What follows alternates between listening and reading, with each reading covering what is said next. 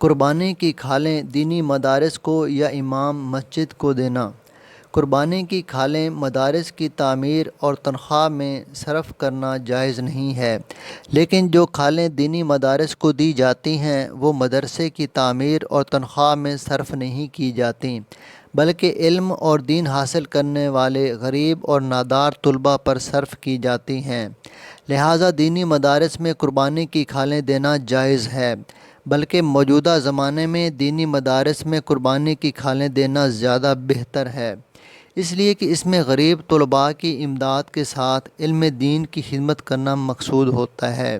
اور امام مسجد کو تنخواہ یا وظیفے کے طور پر کھال دینا جائز نہیں ہے۔ البتہ اگر تنخواہ یا وظیفہ علیحدہ سے مقرر ہو اور محض اس کو عالم یا حافظ سمجھ کر کھال ہدیہ کی جائے تو یہ جائز ہے، بلکہ